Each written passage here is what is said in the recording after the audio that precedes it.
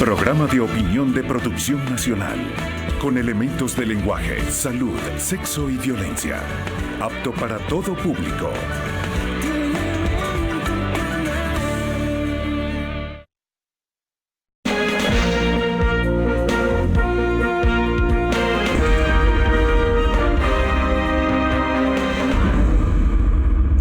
Buenos días, buen domingo, buen fin de semana para todos amigos televidentes.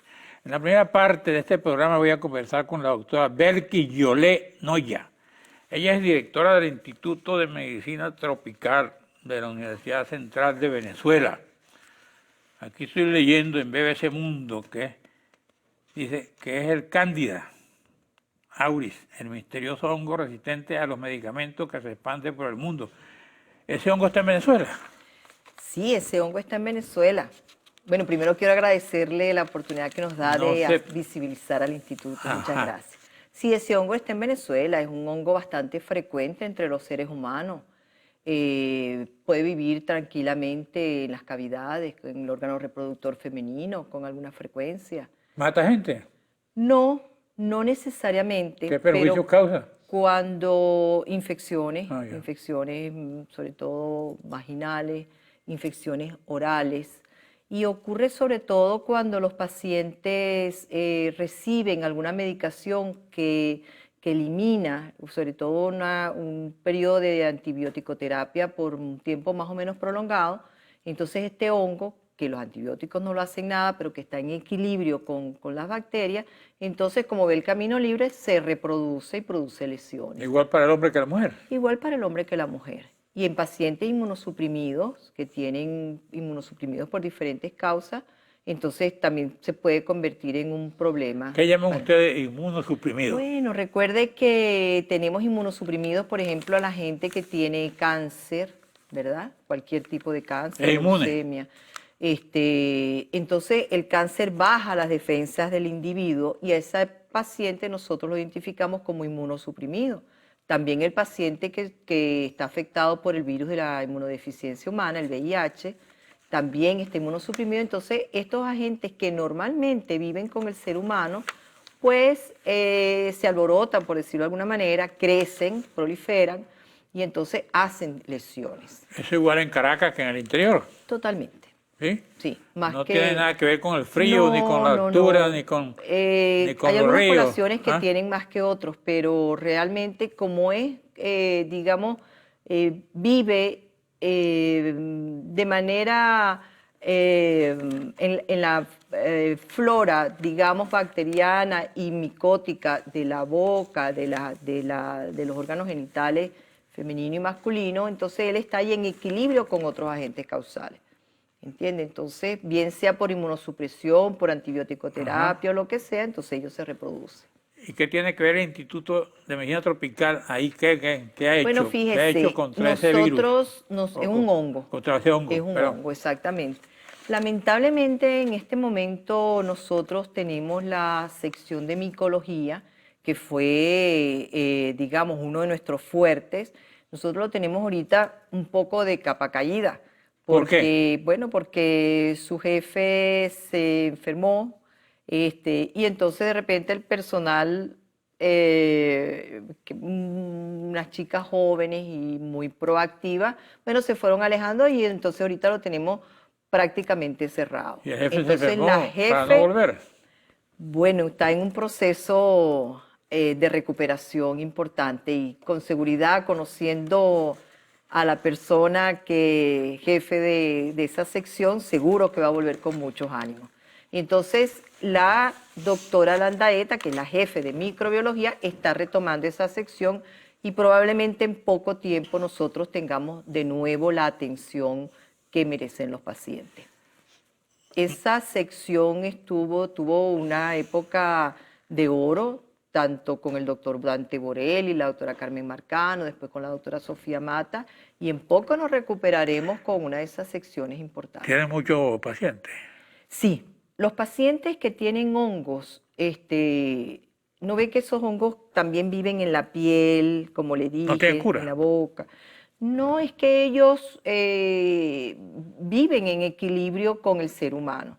Entonces, cuando hay otras afecciones, ellos proliferan. Entonces ¿Cuál es el síntoma? prácticamente todos tenemos Cuando hongos. un ser humano tiene esos hongos, ¿qué siente? ¿Cuál es el síntoma? Bueno, fundamentalmente Visible. cuando son en piel, son visibles, hay manchas, ¿verdad? Y entonces hay algunas características clínicas que hacen que uno los pueda diagnosticar. Y ustedes entonces- diagnostican y los curan. Sí, esas lesiones dermatológicas, si el paciente no está muy complicado y no está inmunosuprimido y tal, se curan con antimicóticos y con una buena evaluación clínica, claro que sí. Bueno, tenemos que ir a un receso y regresamos con la doctora Belkis Yolé Noya, directora del Instituto de Medicina Tropical de la Universidad Central de Venezuela.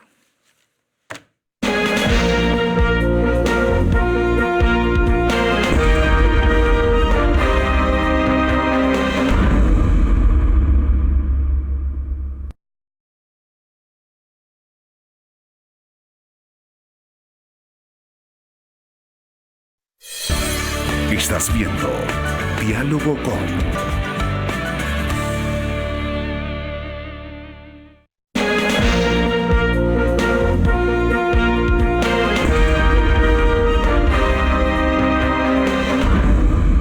Bueno, el diálogo es con la doctora Belkis Yolé Noya, directora del Instituto de Medicina Tropical de la UCB. ¿Qué otra cosa usted tiene que decirnos aquí hoy? Bueno, nosotros somos la cara visible del Instituto de Medicina Tropical. Ustedes no tienen agua, tienen luz, etcétera, etcétera, etcétera. No Bueno, tienen- igual que el resto del país, pues y insertos dentro de la ciudad universitaria, ciertamente hemos tenido apagones, hemos tenido falta de agua. Afortunadamente... ¿Cómo se defienden? Sí, nos defendemos porque nuestros directores anteriores pensaron de manera previsiva y nosotros tenemos una planta eléctrica, una de las pocas que hay en la ciudad universitaria, y sobre todo porque nosotros tenemos un gran ¿Tienen patrimonio gasolina? que son las muestras de los pacientes, y Ya. todas esas muestras y esos aislados parasitarios, por ejemplo, y algunos de esos hongos, hay que congelarlos, ¿verdad? Entonces todas esas muestras para nosotros son muy valiosas y desde hace muchos años se previó y se compró una planta eléctrica de emergencia. Para eso se necesita gasoil. Con el tiempo y la falta de mantenimiento y el desabastecimiento, la planta, digamos, le faltaron algunos repuestos. El primer apagón de los primeros días de marzo de este año nos tomó por sorpresa y no teníamos la planta activada justamente porque estábamos en trámites de compra de esos repuestos. Ya para los otros que vinieron posteriormente, si bien la planta no arranca automáticamente, tenemos un personal que la prende y la apaga de manera manual. Por lo demás, en la parte de agua hemos tenido agua de algunos días, pero ha faltado en otros días. Eso para nosotros es muy malo, porque acuérdense que nosotros tenemos un grupo de pacientes muy importante que vienen al instituto, que tienen lesiones, inclusive lesiones abiertas, leishmaniasis, que es la úlcera esta de las piernas producida por un mosquito.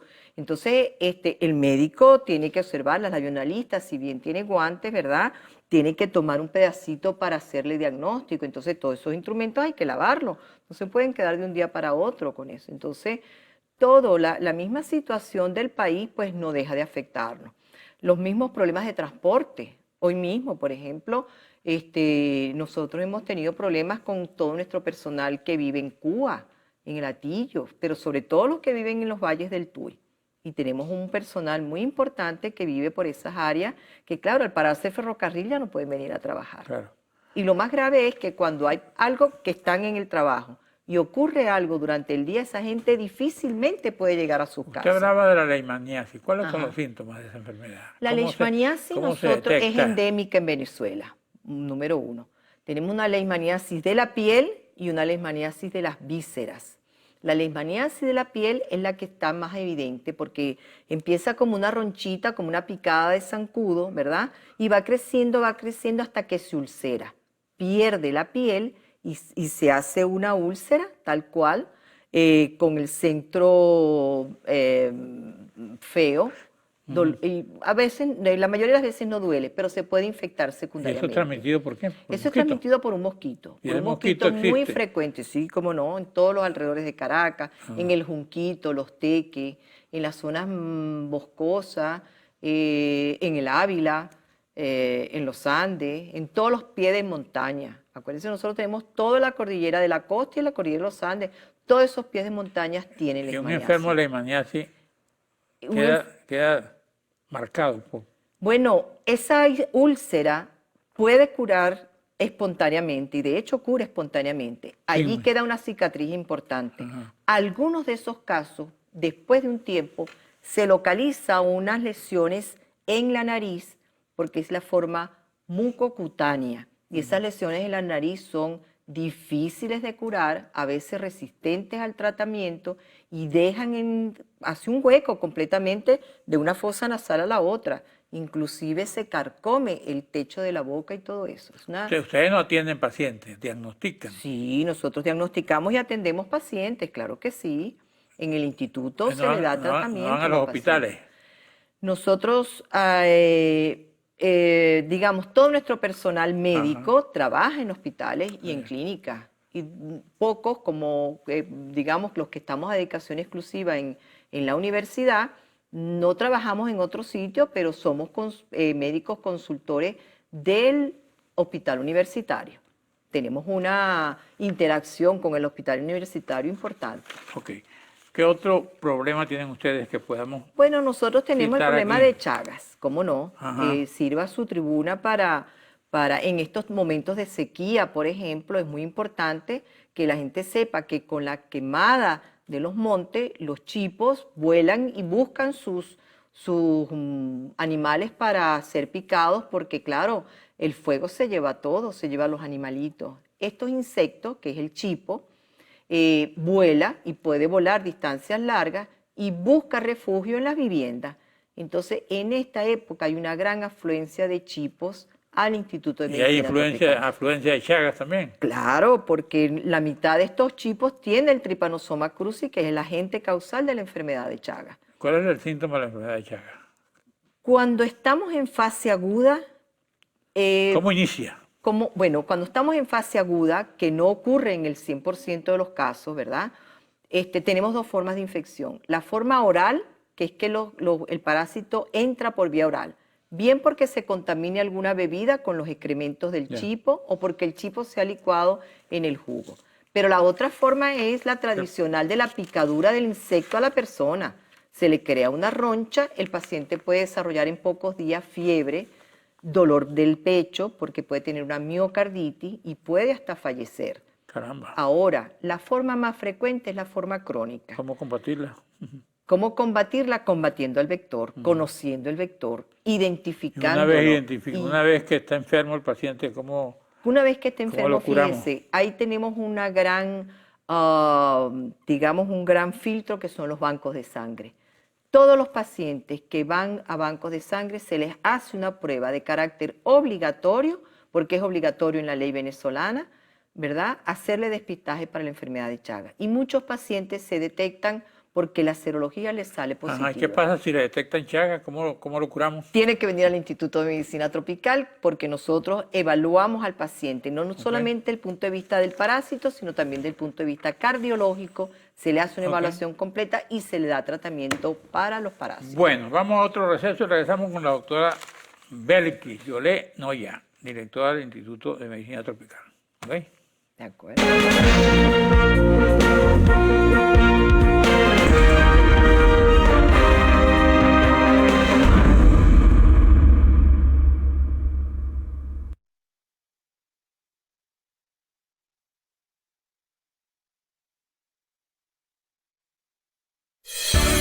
Estás viendo Diálogo con...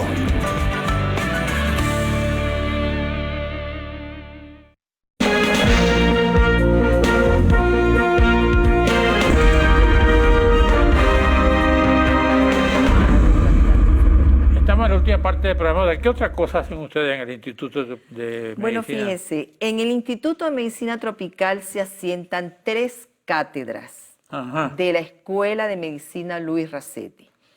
Esas cátedras dan asignaturas del pregrado, microbiología, parasitología y medicina tropical.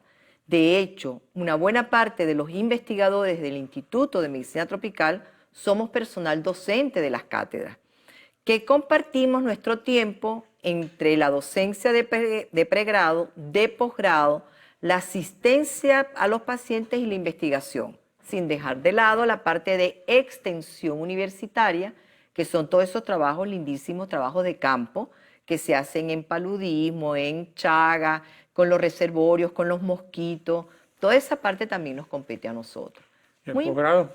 El posgrado. Bueno, ha tocado usted una fibra muy sensible nuestra. El posgrado nacional de parasitología tiene su sede en el Instituto de Medicina Tropical y es único en su estilo. América Latina no tiene un posgrado de parasitología como el nuestro y nos jactamos de ello, porque toda la parte práctica se lleva a cabo principalmente en los estados donde estas enfermedades son endémicas. Por ejemplo, para la parte de paludismo o malaria, los estudiantes se llevan al estado Bolívar, se ven los criaderos y el estudiante tiene la capacidad de ver in situ lo que pasa, que es un criadero, cómo son los mosquitos, cómo los examina, cuántos están infectados, cuántos no. Y allí mismo ve los pacientes con paludismo y ve el problema social, por ejemplo, de los mineros. Ahora, el paludismo no tiene cura, la malaria no tiene cura, Claro que fiebre tiene amarilla cura, tiene cura. sí, el paludismo tiene cura. Fiebre amarilla no también. Es lo mismo, ¿Ah? no es lo mismo. Por eso. Paludismo es una cosa y la fiebre amarilla Por es eso, otra. pero ambos tienen cura. La fiebre amarilla, una vez se desarrolla, no. La importante de la fiebre amarilla es la prevención. Es producida es transmitida por un mosquito primo hermano de la Aedes que está acá. ¿Y cómo lo combate? ¿Está bien? Bueno, es más difícil combatir porque esa es una infección, pero ¿cómo va a echar usted insecticida en toda la cuenca amazónica? Por ejemplo, no puede. ¿En tu casa? ¿Entiende? Pero en mi casa está Aedes aegypti, que es el Aedes que produce dengue, zika y chikungunya. Ajá. ¿Se da cuenta? Son primos hermanos, no es el mismo vector. Entonces, la fiebre amarilla es una cosa y el paludismo malaria es otra. Ajá. El paludismo malaria es transmitido por el mosquito anófeles. ¿Ustedes tienen tratamiento para ambas cosas? Para el paludismo sí, lo lleva una dependencia del Instituto de Altos Estudios de Malariología, ¿verdad? Con lo que era el Centro de Estudios para Malaria, antiguo laboratorio del doctor Gabaldón. Cuando yo era muchacho, hace poco tiempo, cuando tú ibas al campo, por ejemplo, veías 3 letras, DDT. Así es. Eso era una especie de protección contra este tipo de enfermedades. Ciertamente. Y no existe ahora esas Fíjese, fumigaciones. Ciertamente, el DDT tuvo la propiedad de arrinconar a todas esas enfermedades transmitidas por vectores. Vectores son los insectos, el chipo, ¿ve? Entonces, así como bajaron, y como bajó, y como nosotros fuimos de los primeros 3 países a nivel mundial que controló el paludismo, también se controlaron otras infecciones. ¿Fue el doctor Gabaldón? Cuando el doctor Gabaldón, exactamente. Y las campañas de insecticidas continuaron mucho después del doctor Gabaldón. ¿Qué otra cosa nos puede decir ya, terminando el programa? Terminando el programa, bueno, que en este momento de crisis, de problemas que tenemos, el Instituto de Medicina Tropical continúa ofreciendo sus servicios. Nosotros en este momento tenemos un proyecto muy bonito que le voy a dar a usted la primicia que lo diga, que es el proyecto del laboratorio clínico para la atención de la mujer embarazada con enfermedades infecciosas. Ese es un proyecto que va a dar que decir y para aplicar en las mujeres embarazadas, hacer un despistaje de enfermedades infecciosas de estas que nos competen, ¿verdad?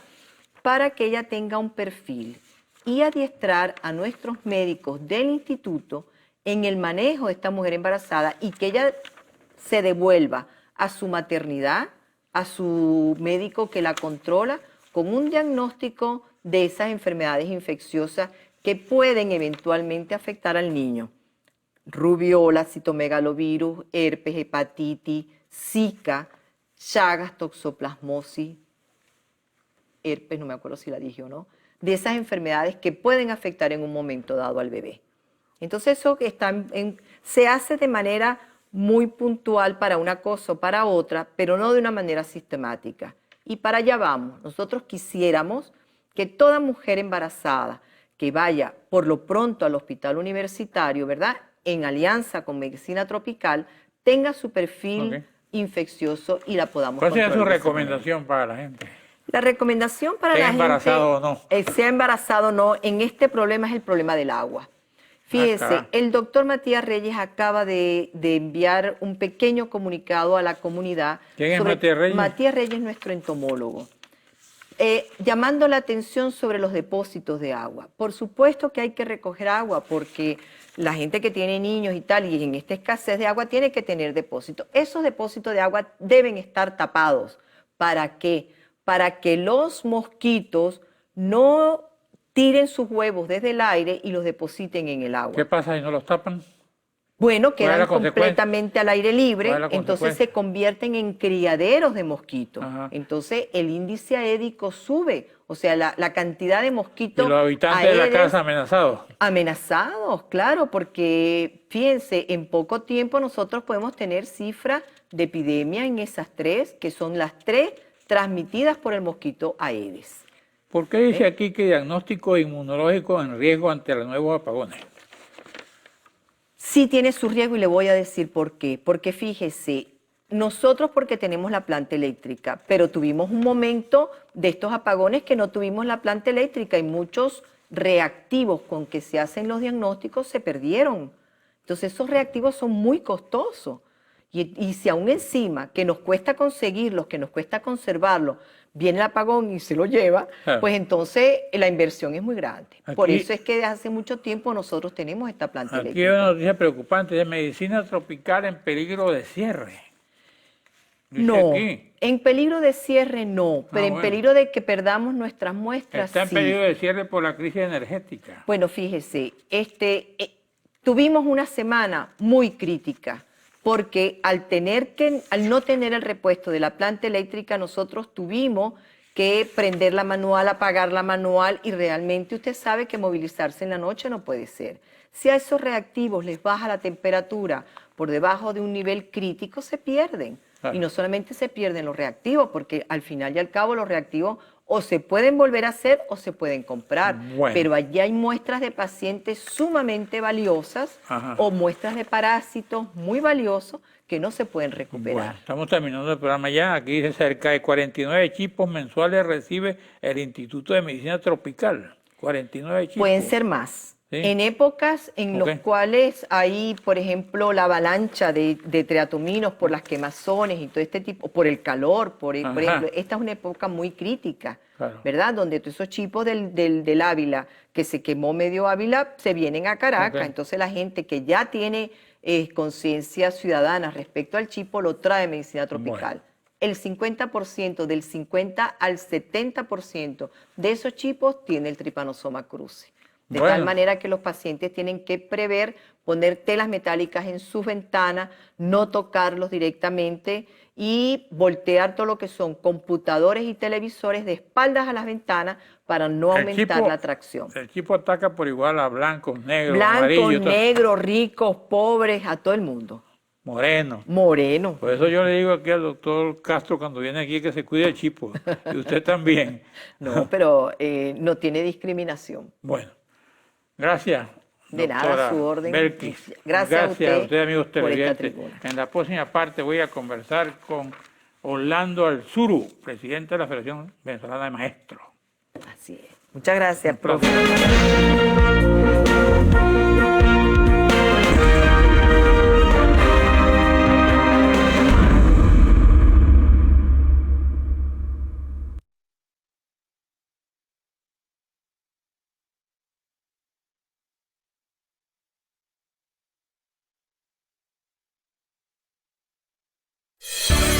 Estás viendo Diálogo con...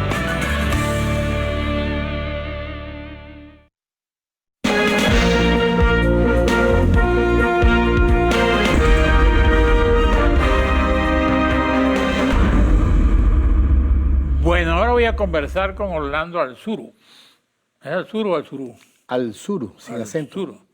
Sin acento. ¿Este apellido dónde es? Ese apellido es de descendencia vasca, aunque no conocía ningún familiar. Yo soy de los Valles del Tuy, Sí, San bueno. Francisco de Yare. Allá. Orlando Alzuru, presidente de la Asociación de Maestros. ¿Cómo está la federación? ¿Qué pasó de Bueno. aquella federación que era donde está el doctor Prieto Figueroa y esa gente? Bueno, mire, ese es un legado muy Se ha importante. mantenido ese legado. Ese es un legado muy Se ha importante. deteriorado el legado. Muy importante que nos dejó el maestro Bertrán Prieto Figueroa y todos los que vinieron después de él. Por supuesto, han cambiado muchas cosas. Cambió el país, cambió, digamos, yo digo que la falta de formación sindical no es la misma de otros años y eso ha hecho que pues la lucha sindical disminuya, porque no hay mucha gente nueva que no se ha formado sindicalmente eso lo vive en la eso es malo. Eso lo vive en la Federación de Maestros, esa pereza por la lucha. Bueno, no, la Federación Venezolana de Maestros es una de las organizaciones más combativas que hay en el país en este momento, pero uno lo nota no solamente en la parte, en los gremios sindicales, lo nota en los partidos políticos, en las diferentes organizaciones de la sociedad, que realmente hay poca formación sindical, política, gremial, y eso a veces dificulta la lucha, pues. Aquí hay una declaración de tu compañero, profesor, colega Aristóbulo Isturiz. Dice, se presentó un 87% de asistencia en los planteles escolares. Bueno, yo creo que no fue el 87%, quizás un 20-30% se presentaría al llamado a clases que se hizo, porque es que las condiciones en los centros educativos no están dadas para que haya clases, no hay electricidad, no hay agua, no llega la comida, los docentes tienen problemas para llegar a sus centros educativos por la falta de efectivo, una cosa tan simple, que uno diría, bueno, una cosa tan insignificante como es tú conseguir el dinero para pagar tu transporte, pero es que tampoco hay transporte. Entonces se le dificulta al docente asistir a clase, llegar al centro de trabajo y eso, por supuesto, es un problema que realmente tenemos en este momento en educación. Las clases comenzaron, bueno, un 20-30%. De hecho, van a extender el año escolar, según dice Aristóbulo. No se va a extender, simplemente hasta el 26 de julio. Se va a cerrar administrativamente porque todos los años se cierra en el mes de julio. Hasta el 30 de julio hay actividades escolares, hay actividades educativas, pues quizás a clases hasta el 15 de julio por allí y el resto lo toman para hacer las boletas, para hacer el trabajo administrativo. Se va a hacer administrativamente, pero fíjate que a nosotros en la Federación Venezolana de Maestros nos preocupa el año escolar, porque para nosotros técnicamente es un año que se perdió. Se perdió porque han habido más o menos 37, 40 días de pérdida de clase en este año. Y eso significa que un alumno, por ejemplo, en matemática y lengua, que son dos asignaturas muy importantes, significa que han perdido como 80 horas de clase. ¿Cómo tú, en un proceso de recuperación, en 15 días, tú vas a impartir con contenidos programáticos que le permitan al alumno adquirir las competencias en esas asignaturas para asumir un grado inmediatamente superior o por lo menos ir a la universidad? O sea, realmente no tiene los conocimientos básicos para asumir un grado inmediatamente superior. Tú no puedes sustituir la pedagogía del docente por un trabajo que tú le mandes a hacer al alumno en internet o por una guía que uno como docente le da para evaluarlo pues, y ponerle una nota. Orlando, ahora cuando tú dices que se perdió, ¿significa eso que hay que repetir el año? No. Cuando yo digo que técnicamente... ¿O que el estudiante debe repetir? No significa eso. Significa que realmente no se dieron todos los contenidos programáticos en las asignaturas correspondientes. ¿Y eso no te perjudica al estudiante? Claro, ¿No por sale supuesto. un estudiante mal formado? Por supuesto, esa es nuestra preocupación, porque nuestra preocupación en los gremios no solamente es por las reivindicaciones del docente, es también por la preparación, por la calidad de la educación del alumno, porque es que, bueno, un alumno que sale mal preparado, mal formado, indudablemente que no... Y hay muchos alumnos que han abandonado la clase, ¿no? Claro, por supuesto. Y profesores también. Por diversas razones. Y maestros también que se han ido. Se han ido, porque es que en cuanto al docente, la carrera docente ha perdido el atractivo.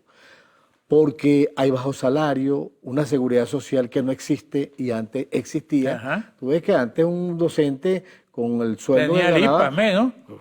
Todavía tenemos el IPASME, pero es un IPASME que es invisible. Eso no realmente no resuelve absolutamente nada porque ese IPASME está colapsado. Eso fue concebido para un número de educadores y realmente ahorita somos 438.000 educadores, pero hay una nómina allí de 1.200.000 personas que debe atender el IPASME. Ajá. Y eso por supuesto que es un instituto que no lo está prácticamente colapsado.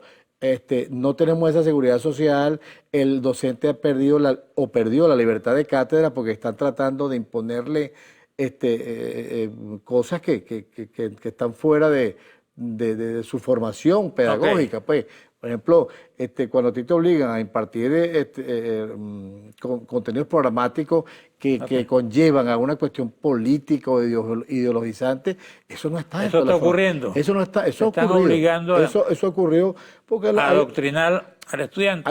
hay una colección llamada bolivariana que tenía visos, vamos a llamarlo de esa manera. Yo no te voy a decir que era un 100% dirigida hacia el adoctrinamiento, pero sí tenía sus visos y obligaban obligan al docente a que tiene que regirse por allí. Pues el docente no puede escoger Y eso lo están cuál es. cumpliendo. Ah, Y eso lo están cumpliendo los docentes. claro, tienen que cumplirlo porque el rector fundamental de la educación es el Ministerio de Educación. El Ministerio de Educación dice por dónde tiene que regirse el sistema ¿Y educativo. qué es lo que contienen esos textos? Adoctrinamiento. Mira, no, digamos que Vote por fulano, ¿no? elementos que no deberían estar Ideológico. ideológicos que no deberían estar dentro de la formación del Ok. educando. ¿Por qué? Porque, bueno, la educación de tu hijo la decides tú. Bueno, como vamos a un padre. receso, regresamos. Aquí veo que gremios educativos de Miranda y Caracas denuncian incumplimiento del contrato colectivo. Eso existe. Vamos a un Sí, receso, claro. regresamos. Qué bueno.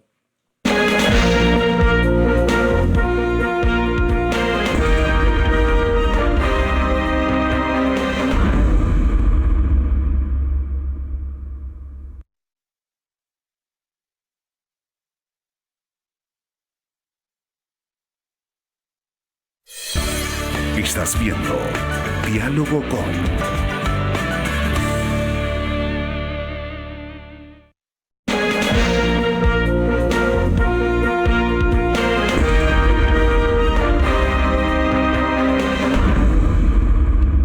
Bueno, te leía eso, que ya Gremio Educativo de Miranda y Caracas denuncia incumplimiento del contrato colectivo y aquí dice quincena de un maestro cubre 1 kilo de queso y 1 kilo de verdura. ¿Eso es cierto?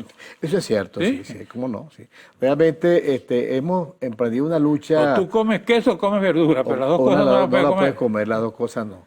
Pero nosotros hemos emprendido Está una un poco lucha tenaz, digamos, una lucha desde el 20 de agosto para acá, porque nosotros habíamos firmado una convención colectiva donde dimos un paso significativo a la dignificación de la carrera docente y del docente, Ajá. cuando en febrero del año pasado, pero vino la famosa reconversión monetaria, que yo digo que fue como un misil que le tiraron al salario de los trabajadores venezolanos, y por supuesto esa reconversión convirtió el salario de los educadores, en este caso de nosotros los educadores, de todos los trabajadores, pero en este caso de nosotros los educadores, lo convirtió en sal y agua.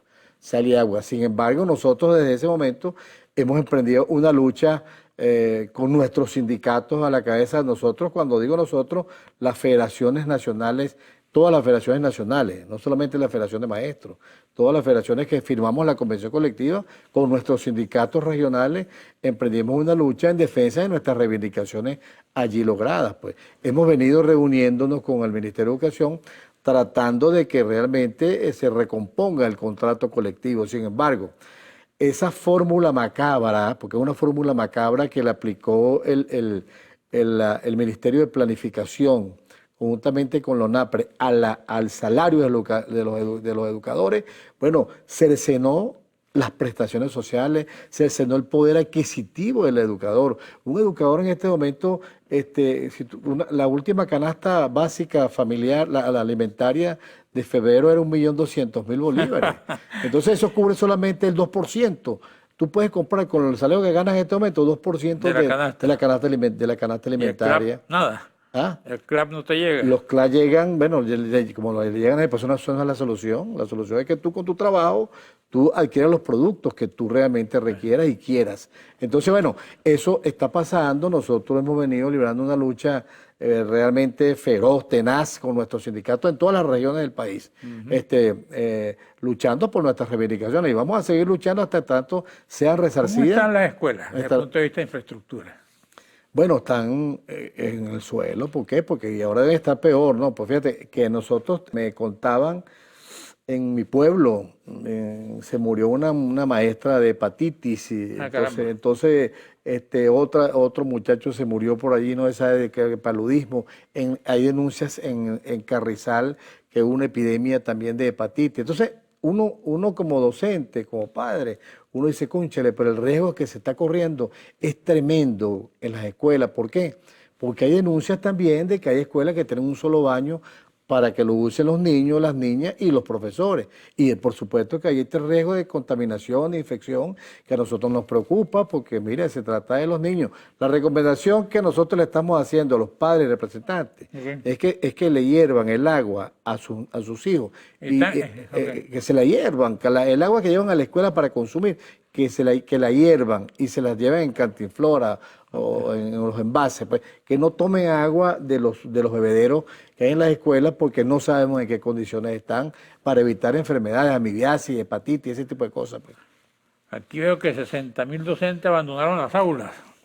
Bueno, mira, nosotros sacamos esa estadística es muy difícil de tú realmente tener una estadística, porque es que el docente en este momento, por la desmotivación que tiene. Nosotros hicimos una investigación con la UCAP y el doctor Tulio Ramírez en la Federación Venezolana de Maestros sobre la motivación del educador, la desmotivación del educador en este momento. Y es alarmante, pero 81%, 82% de los educadores están totalmente desmotivados con su profesión. Entonces, ¿qué haces? Lo que hacen es que se van a otro campo laboral donde le produce mayor ingreso económico para tú vivir dignamente con tu familia. ¿Pueden trabajar las horas reglamentarias o trabajan unas horas y otras hacen otro tipo de trabajo? Sí, exacto, porque el docente, ¿te acuerdas que la Constitución faculta tanto al sistema de salud como de educación a ejercer libremente la profesión? Indudablemente el docente cumple con sus horas de clase reglamentaria, pero tiene una tarde o una mañana libre para ejercer otra profesión. Pero, ¿qué pasa? El docente está abandonando el aula de clase porque de repente dice, bueno, si yo me voy de bubonero a vender, me da mayor ingreso que el que tengo ahora, porque eso que tú dices, que no se puede comprar un kilo de queso o verdura, eso es verdad. Un docente en este momento está ganando entre 26.000 bolívares y 60.000 bolívares, más o menos el sueldo de los educadores, dependiendo de su categoría y su jerarquía. Un maestro que está comenzando, por ejemplo. 26.000 bolívares, 26, 28.000 bolívares. ¿Y uno que tiene 30 años? Bueno, está por ahí en 50.000, 60.000. ¿Se están jubilando mucho?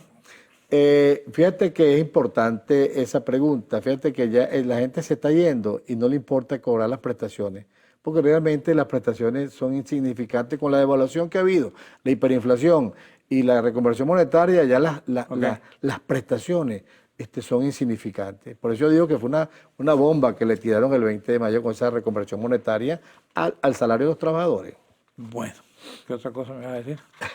No, bueno, mira, el llamado es a la lucha, a nuestro sindicato mantener la lucha y por supuesto que cese la persecución y la agresión que hay contra nuestros dirigentes en las regiones. Ahí tenemos, en el estado Sucre fueron agredidos 3 presidentes de sindicatos por el solo hecho de estar protestando y reclamando sus reivindicaciones para nuestros docentes. Eso no puede ser, así no puede ser la lucha, no puede ser que el gobierno agreda físicamente a... ¿Y ustedes no hablan con Aristóbulo? ¿Le plantean estas cosas? Sí, cómo no. Hemos hablado muchas veces con Aristóbulo.